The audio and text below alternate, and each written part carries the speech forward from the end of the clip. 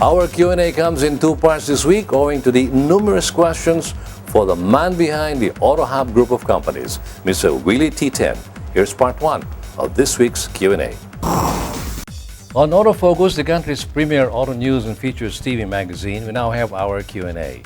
In this portion of our show, we invite leaders and personalities from the automotive sector to answer questions about the automobile and its industry from our invited motoring journalists and those sent to us by our viewers.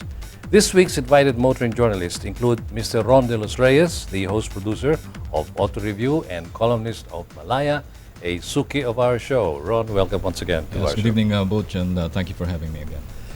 Our pleasure. We also have a real auto techie, which gives him all the right to be the technical editor of Top Gear magazine, and also the current president of CAGI, or the Car Awards Group Incorporated, Mr. Ferman Lao. Ferman, welcome to Autofocus. Welcome. Sorry, sir. Good evening also. And the man on the spotlight this week is one of the few multi-brand tycoons of the local auto industry who has quite a number of brands under his name, like Ford, Hyundai, Nissan, Mazda, to include luxury automobiles like Mini and Rolls-Royce, and many others, which you can find in his calling card, which we don't have the time to mention. Mr. Willy T10. Willy, welcome to Autofocus. Good evening, Butch. Okay, well, gentlemen, allow me now to get things going with the first question. Willy, you are a known multi-brand businessman. Of course, people call you tycoon, which you don't really want, lest some people would hear about it and come knocking at your doors. But anyway, how easy or how hard is it to handle brands of or models of different brands which are actually competing? I cannot say it's hard, but it isn't easy as well. You have to balance everything. You have to try not to play favorites among all the brands. Every brand has its unique characteristics, and you deal with different personalities from the brands that we carry. You have the Americans, you have the Japanese, you have the Europeans, and you have the Koreans as well. So it's a balancing act, but every brand should be treated with respect, as they say, so that you can make sure that all the brands that you carry will eventually become a success. Yeah, especially very, very keenly competing brands. There are times when they don't want to let the public know that this model is going to be released in the market, and so is the other brand. Don't you find this a little difficult? Do you promise them, no, I won't tell Ford that Hyundai is launching something, and vice versa? Yes, even if you're so tempted to tell them, you don't, right? You keep it to yourself. At the end, you need to make sure you have to plan your strategies on how to promote the new models, and how do you want to sell out the existing or the old models.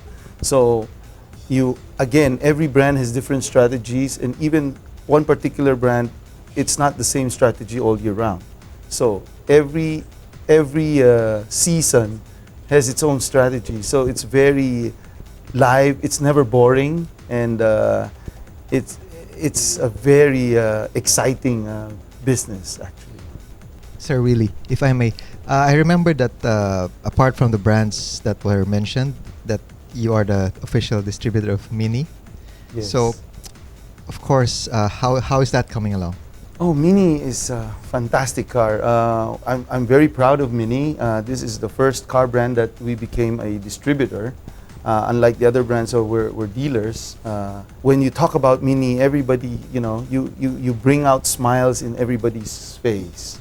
And we're very happy because Mini has been extremely successful here in the Philippines. And every year our sales have been growing, so we have no complaints at all. And in the years to come, we expect even better things from Mini.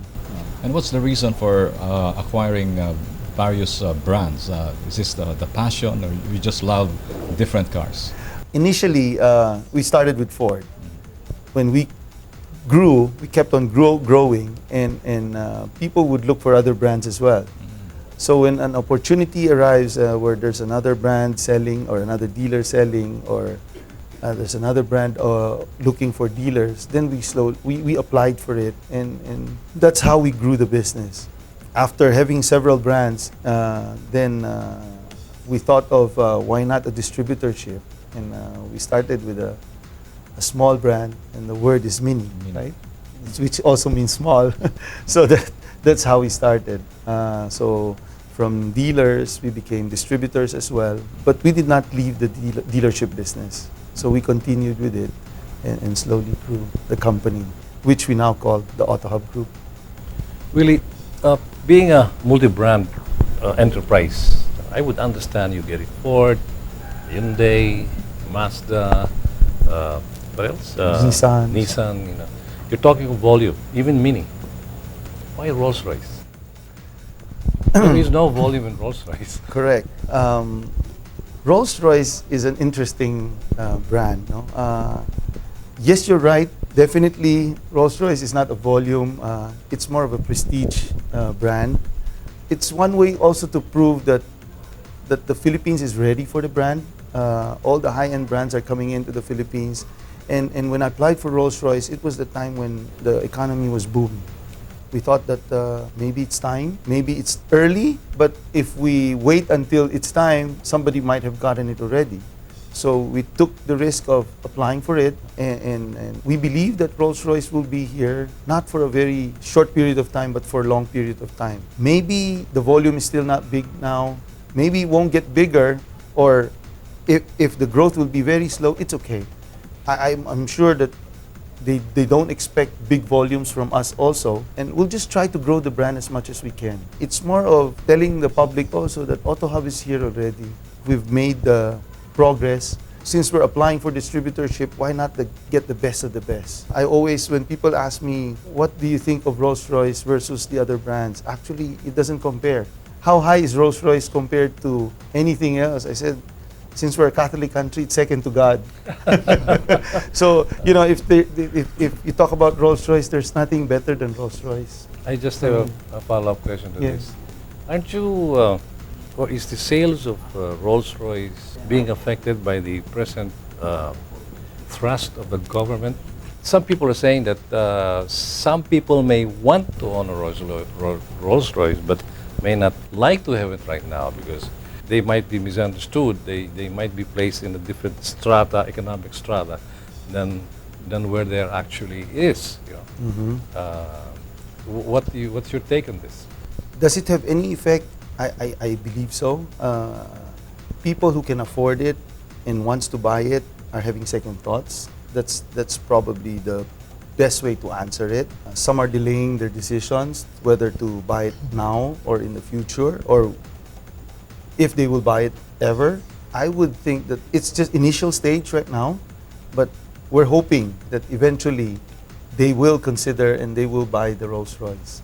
It's just a matter of time for me personally, for those who believe that they deserve it, for the captains of industry who've worked so hard. And people nowadays are not as thrifty as before. In former times, normally a rich person would normally save all the money and give it to their children. Nowadays, they would think that don't give everything to them now. I'll have to enjoy the fruits of my labor and reward myself also and enjoy life, because you know we have only one life to live. Let's enjoy and maximize it. Okay, I promise that the next half we will have less of these questions. In the meantime, we just have to pause for some reminders. Q&A will be right back.